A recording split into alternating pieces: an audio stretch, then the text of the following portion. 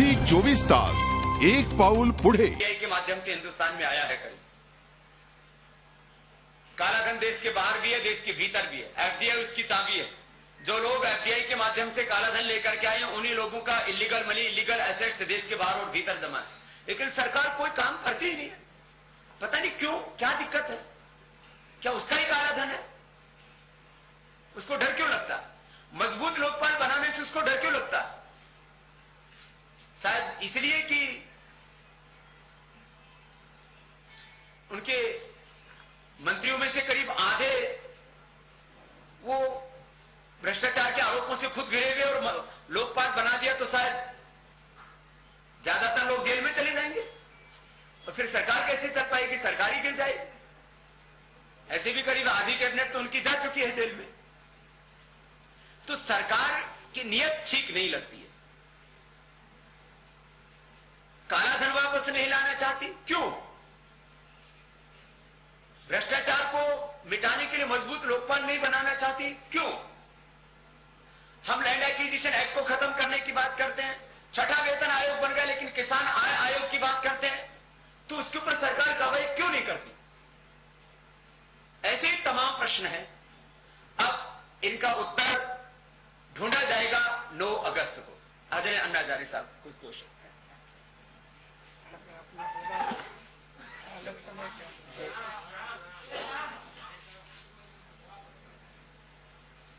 आदरणीय बाबा रामदेव जी और सभी भाई बहन, ठीक। भ्रष्टाचार और कालाधन, इसके कारण तो आज हमारे देश में जो महंगाई बढ़ गई है, भ्रष्टाचार के कारण सामान्य लोगों को जीना मुश्किल हो रहा है।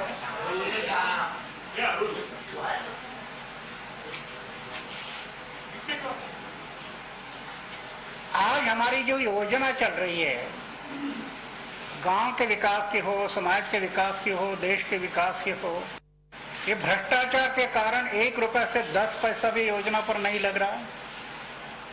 तो क्या उज्जवल भविष्य इस देश के लिए है?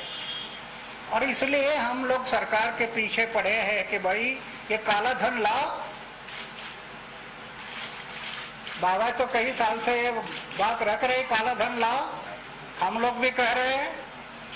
और करप्शन को रोकने के लिए लोकपाल बिल लाओ, सरकार नहीं ला रही है।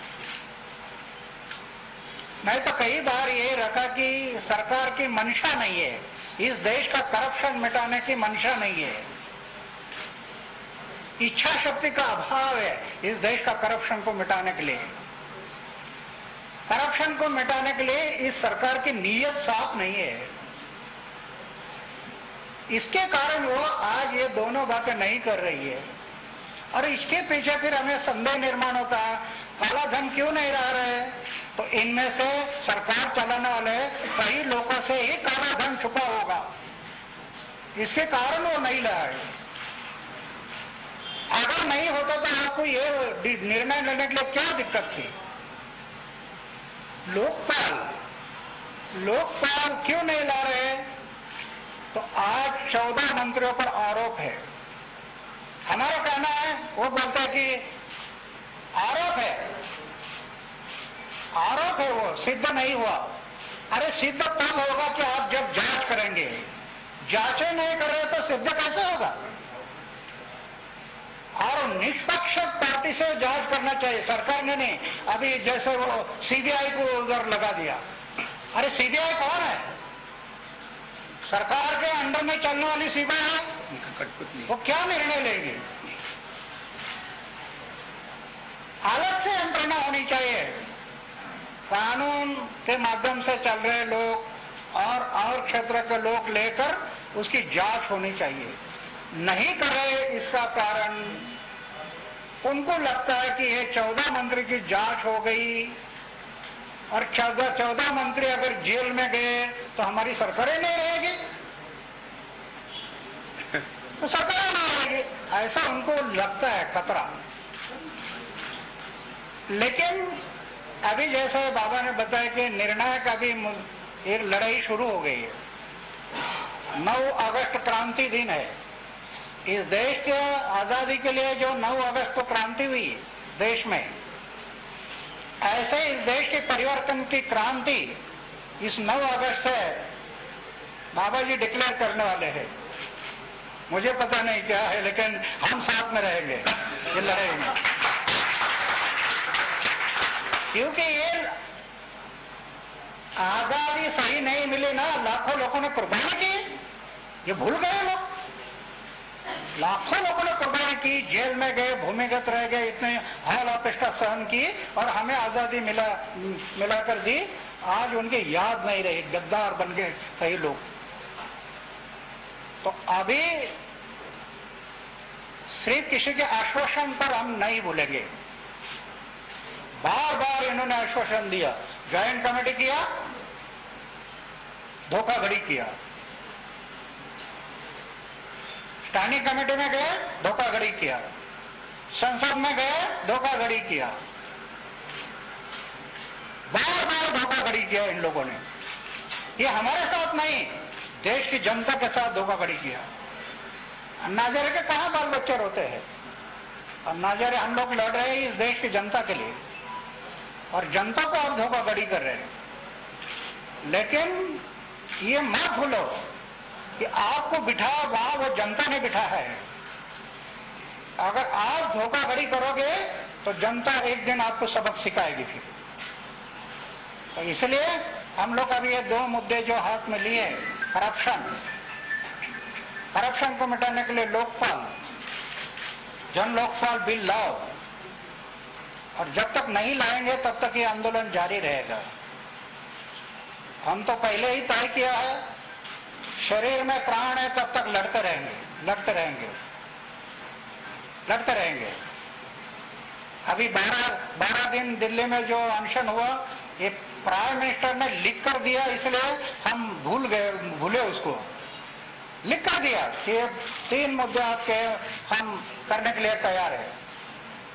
प्राइम मिनिस्टर ने संसद में रेजोल्यूशन पास किया, संसद में सभी पक्ष और पार्टी के लोगों ने उसको सपोर्ट किया, और एक ठराव पास किया संसद में, और बाद में पलट गए।